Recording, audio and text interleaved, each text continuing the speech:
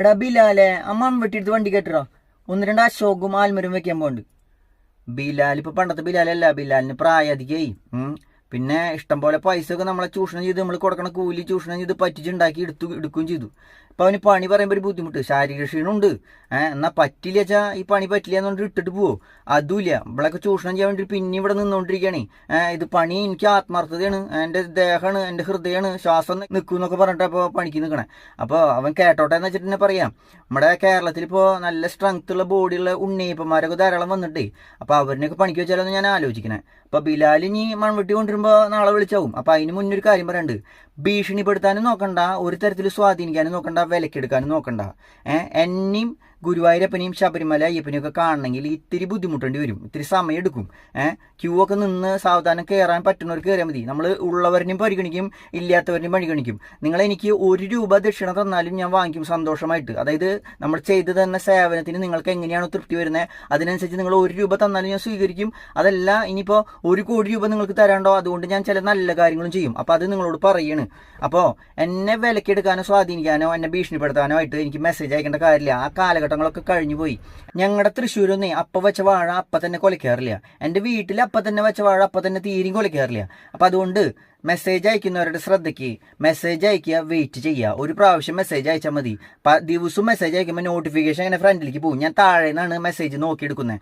അപ്പോൾ കഞ്ചാവ് കേസിൽ 1 വർഷമായിട്ട് റിമാൻഡിൽ കഴിയുന്ന ഒരു തെമ്മാടിയുടെ തന്ത എനിക്കൊരു മെസ്സേജ് അയച്ചു. 2024 മെയ് മാസം 19-ാം തീയതിയാണ് ഞാൻ ഈ മെസ്സേജ് കാണുന്നത്. 2024 മെയ് മാസം 5-ാം തീയതിയാണ് കക്ഷി എനിക്ക് ആദ്യമായിട്ട് മെസ്സേജ് അയച്ചത്. അപ്പോൾ ആദ്യത്തെ മെസ്സേജിൽ ഭവ്യതയാർന്ന പെരുമാറ്റം, അതായത് എൻ്റെ മകൻ ചില എന്താ പറയുക കൂട്ടുകെട്ടുകൾ മുഖാന്തരം ധനമുണ്ടാക്കണം എന്നുള്ള മോഹവുമായിട്ട് കഞ്ചാവ് കച്ചവടത്തിന് പോയി, അങ്ങനെ റിമാൻഡിൽ പെട്ടു. അവനൊന്ന് മോചിപ്പിക്കാൻ വേണ്ടിയിട്ട് ജ്യോതിഷപരമായിട്ടുള്ള ഉപദേശങ്ങളും അതുപോലെ തന്നെ എന്തെങ്കിലും പൂജാതി കർമ്മങ്ങളുണ്ടെങ്കിൽ പരിഹാരങ്ങളുണ്ടെങ്കിൽ അതും ചെയ്തു തരണം എന്നുള്ള പറഞ്ഞിട്ടാണ് ആദ്യം കക്ഷിയുടെ മെസ്സേജ്. അത് 5-ാം തീയതി അയച്ചിട്ട് 2 ദിവസത്തിനുള്ളിൽ മൂപ്പർക്ക് മെസ്സേജ് കിട്ടിയില്ല, തിരിച്ച് മറുപടി കൊടുത്തില്ല. അപ്പോൾ വീണ്ടും ഒരു മെസ്സേജ് ഇട്ടേക്കുക, താൻ എന്തിനാണോ ഈ ഫേസ്ബുക്കിൽ അഡ്വർടൈസ്മെന്റ് കൊടുത്തിട്ട് അതുപോലെ തന്നെ യൂട്യൂബിൽ അഡ്വർടൈസ്മെന്റ് കൊടുത്തിട്ട് ഇങ്ങനെ ആൾക്കാർ വിളിക്കുമ്പോൾ ഫോൺ എടുക്കണില്ല, മെസ്സേജ് അയക്കണില്ല, തിരിച്ച് മെസ്സേജ് അയക്കണില്ല എന്നൊക്കെ പറഞ്ഞിട്ട് ആളുടെ ഒരു ഹാർഷായിട്ടുള്ള വളരെ ദേഷ്യത്തിൽ കാര്യം നടക്കാത്തതിൻ്റെ ആ ഒരു ദേഷ്യം നമ്മളോട് പ്രകടിപ്പിക്കുകയാണ്. അപ്പോൾ മനസ്സിലാക്കേണ്ട കാര്യം, ജോത്സ്യൻ്റെ അടുത്ത് ദൈവജ്ഞൻ്റെ അടുത്ത് ഏതു രീതിയിൽ എത്ര ഭവ്യതയോട് കൂടിയിട്ട് എത്ര മാന്യമായിട്ടാണോ നമ്മൾ പെരുമാറുന്നത് അതേ രീതിയിലുള്ള ഫലഭാഗമായിരിക്കും നമുക്ക് അനുഭവിക്കാനുണ്ടായിരിക്കുക എന്നുള്ളതാണ് ശാസ്ത്രം പറഞ്ഞു വെച്ചിട്ടുള്ളത്. ഇങ്ങനെയൊക്കെയുള്ള തന്താരോട് പറയാനുള്ളത് ചൊല്ലിക്കൊട് തല്ലിക്കൊട് തള്ളിക്കളാന്നുള്ളൊരു പ്രമാണം പണ്ടത്തെ കാരണവന്മാർ പറഞ്ഞിട്ടുണ്ടേ. അപ്പം അതനുസരിച്ച് വേണം നമ്മൾ മക്കളെയായാലും ആരെയും വളർത്താനായിട്ട്, അല്ലെങ്കിൽ ദുഃഖിക്കേണ്ടി വരും. ഈ 1 വയസ്സുള്ള കുട്ടി അല്ലെങ്കിൽ 6 വയസ്സുള്ള കുട്ടി അല്ലെങ്കിൽ 10 വയസ്സുള്ള കുട്ടിയൊന്നുമല്ല ഈ കഞ്ചാവ് കച്ചവടത്തിന് പോകുന്നത്. ഇത് വിറ്റാൽ ഇന്ന തരത്തിലുള്ള ലഹരികളുണ്ട്, ഇത് ലഹരി പദാർത്ഥമാണ്, ഇത് വിറ്റാൽ എനിക്ക് കാശ് കിട്ടുന്നതോടൊപ്പം ഇത് പോലീസ് പിടിച്ചാൽ ഞാൻ ജയിലിൽ പോയി കിടക്കാനുള്ള സാധ്യതകളും ഉണ്ട് എന്ന് മനസ്സിലാക്കിയിട്ട് തന്നെയാണല്ലോ ഇവർ കച്ചവടത്തിന് പോകുന്നത്. അല്ലാണ്ട് ഇതെന്താ സാധനം എന്നറിയാണ്ടല്ലോ ഇത് കിട്ടിയ കാശ് കിട്ടുമെന്ന് പറഞ്ഞിട്ട് പോണത്. അപ്പൊ അങ്ങനെയുള്ള തന്താരോട് പറയാനുള്ളത്, എൻ്റെ ഒക്കെ മകനാണ് ഇതുപോലെയുള്ള ഒരു സാഹചര്യത്തിൽ പെട്ടിട്ടുണ്ടെങ്കിലേ ഞാൻ എന്താ പറയുന്നത്, ഒരു 10 വർഷം കൂടി അവിടെ പിടിച്ചിട്ടോളാൻ പറയും. അവന്റെ നല്ല കാലഘട്ടം കഴിയണവരെ അവിടെ പിടിച്ചിട്ടോളാൻ പറയും. വീട്ടിലേനും കുഴപ്പമില്ലെന്ന് പറയും. സമൂഹത്തിനെങ്കിലും നല്ല രീതിയിൽ ജീവിക്കാലോ. ഈ കുഞ്ഞു കുട്ടികളതിനൊക്കെ ഇത് കൊണ്ടുപോയിട്ട് കൊടുത്തിട്ട് വശീകരിച്ച് നാശാക്കുന്നതിനെ ഒരു കാരണക്കാരാവാൻ നമ്മുടെ വരുന്ന ബീജം തന്നെ കാരണമാവുണ്ടല്ലോ എന്നുള്ളത് വിചാരിച്ചിട്ട് ഞാൻ അങ്ങനെ പറയുള്ളൂ. ഇങ്ങനെയാണ് നമ്മുടെയൊക്കെ രീതി. അതുപോലത്തെ തന്താരും തള്ളാരും ഉണ്ടായിരുന്ന കാലത്ത് ഈ ഭൂമി നല്ല രീതിയിൽ നടന്നായിരുന്നു. അങ്ങനെ അല്ലാത്ത കാലം വന്നപ്പോഴാണ് ഈ തരത്തിലുള്ള ബുദ്ധിമുട്ടുകളൊക്കെ വരുന്നത്.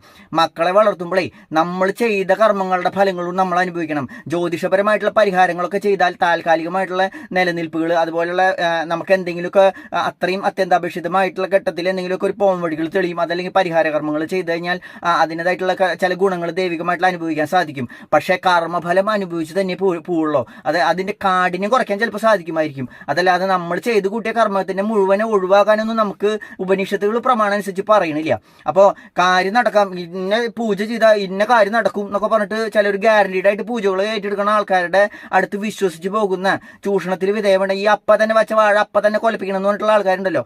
അങ്ങനെയൊക്കെ പോകുന്നവരോട് നമുക്ക് ഇത് പറയാനുള്ളൂ, നിങ്ങൾ എവിടെ വേണമെങ്കിലും വാഴ കൊണ്ടുപോയി കൊലപ്പിച്ചോളൂ, എവിടെ വേണമെങ്കിലും എവിടെയെങ്കിലും കൊണ്ടുപോയി കളഞ്ഞോളുക. പക്ഷേ നിങ്ങൾക്ക് അർഹിക്കുന്നതായിട്ടുള്ള കാര്യങ്ങൾ, പൂജാതി കർമ്മങ്ങൾ ചെയ്താൽ നിങ്ങളുടെ ആ അനുഭവിച്ചുകൊണ്ടിരിക്കുന്ന കാഠിന്യങ്ങൾ കുറയ്ക്കാൻ മാത്രമേ സാധിക്കുള്ളൂ. അത് ഇല്ലാതെയാക്കാൻ, പരിപൂർണമായിട്ടും ഇല്ലാതെയാക്കാൻ സാധിക്കില്ല എന്നുള്ളത് എഴുതി ഒപ്പിട്ട് തരാം ഞാൻ.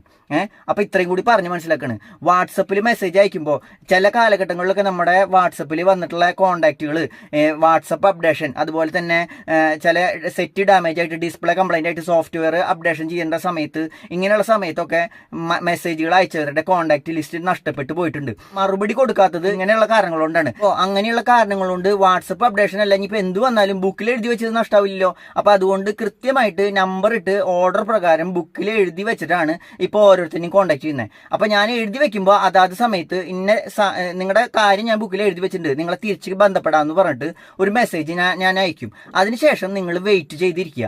ആ വെയിറ്റ് ചെയ്തിരുന്നാൽ നിങ്ങളെ ഞാൻ തിരിച്ചു വിളിക്കും, അല്ലെങ്കിൽ നിങ്ങൾക്ക് മെസ്സേജ് അയക്കും. ഇത് ഗ്യാരണ്ടീഡ് ആണ്. അഡ്വർടൈസ്മെന്റ് കൊടുക്കാൻ മാത്രം, അതായത് ബൈജു ചേട്ടന്റെ ചാനലിൽ ഒരു 5 ലക്ഷത്തിൽ താഴെ സബ്സ്ക്രൈബർ ഉണ്ടെന്നുള്ള എന്റെ കഴിഞ്ഞ സമയത്തുള്ള എന്റെ ഒരു ഓർമ്മ അല്ലെങ്കിൽ അറിവ്. അത് കഴിഞ്ഞിട്ട് ഇഷ്ടംപോലെ വ്യൂ, അതായത് ഒരുപാട് വ്യൂവും വരുന്ന ഒരു ചാനലാണ്.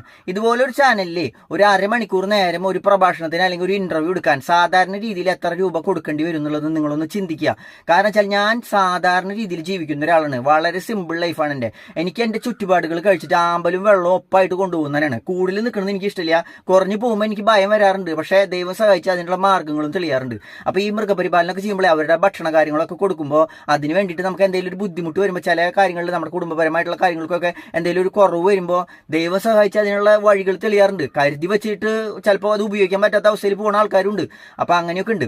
അപ്പോൾ ദയവ് ചെയ്തിട്ട് ഈ അഡ്വർടൈസ്മെന്റ് കൊടുക്കാൻ മാത്രമുള്ള ഒരു കപ്പാസിറ്റി ഉള്ള ഒരാളല്ല. പിന്നെ ബൈജു ചേട്ടനായിട്ട് എനിക്കൊരു നല്ല ബന്ധമുണ്ട്. കാരണം വെച്ചാൽ ഈ ദേശസ്നേഹികളോട്, ഈ പട്ടാളക്കാരോടൊക്കെ തോന്നുന്ന ഒരു നല്ല സത്യസന്ധമായിട്ട് നമ്മൾക്ക് രാജ്യത്തിന് സേവനം ചെയ്യുന്നവരോടൊക്കെ തോന്നുന്ന, അല്ലെങ്കിൽ ഹൈന്ദവ ധർമ്മം അനുസരിച്ചുള്ള കാര്യങ്ങളിലൊക്കെ പ്രവർത്തിക്കുന്ന ആൾക്കാരോട് നമുക്ക് തോന്നുന്ന ഒരു ആത്മബന്ധമുണ്ട്. അത് ബൈജു ചേട്ടനോടുണ്ട്. അതല്ലാതെ എനിക്കും ബൈജു ചേട്ടനും നമ്മൾ ബ്ലഡ് റിലേഷനോ അതല്ലെങ്കിൽ സാമ്പത്തികമായിട്ടുള്ള ഇടപാടുകൾ ഞാൻ അങ്ങോട്ട് പൈസ കൊടുത്തിട്ടല്ല എനിക്ക് ഇങ്ങനെ ഒരു സേവനം ബൈജു ചേട്ടൻ തരുന്നത്. നിങ്ങൾ എന്നിൽ എന്തെങ്കിലും ഗുണമുണ്ടെന്ന് മനസ്സിലാക്കിയിട്ടും ആ ഗുണം എനിക്കും അതുപോലെ തന്നെ നിങ്ങൾക്കും, സത്യസന്ധമായിട്ട് ശാസ്ത്രം കൈകാര്യം ചെയ്യുന്ന ആൾക്കാർ ഭൂമിയിൽ കുറവാണ്. അതുപോലെ തന്നെ നിങ്ങളെ ഞാൻ ചൂഷണം ചെയ്യില്ല, നിങ്ങൾക്കൊരു ദ്രോഹം ഞാൻ ചെയ്യില്ല എന്ന് മനസ്സിലാക്കിക്കൊണ്ടാണ് ബൈജു ചേട്ടൻ എനിക്ക് ഈ ഒരു സൗകര്യം ചെയ്തു തന്നത്.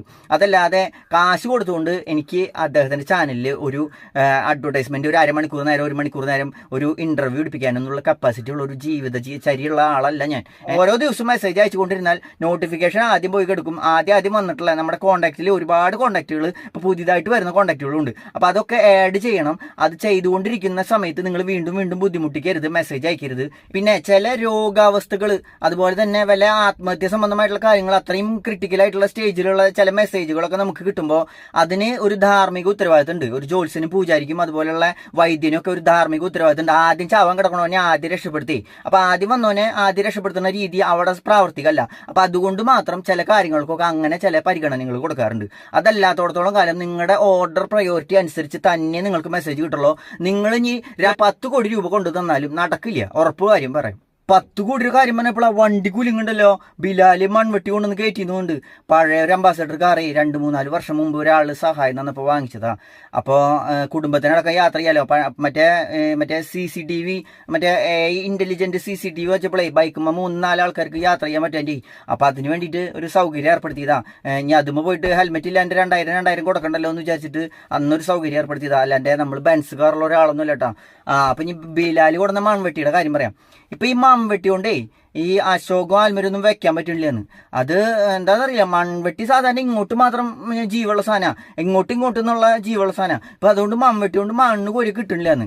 ഈ അശോകം എന്ന് പറഞ്ഞ സാധനത്തിനെ അശോകം എന്ന് വെച്ചാൽ എന്ന് പറഞ്ഞാൽ വിപരീത പദങ്ങൾക്ക് ആദ്യം ചേർക്കുന്ന ഒരു പദമാണ് എന്നുള്ള പദം. അതുപോലെ തന്നെ ശോകം എന്ന് പറഞ്ഞാൽ ദുഃഖം എന്നാണ് അതിനർത്ഥം. അപ്പൊ അശോകം എന്ന് പറഞ്ഞാൽ ദുഃഖമില്ലാത്തതെന്നാണ്.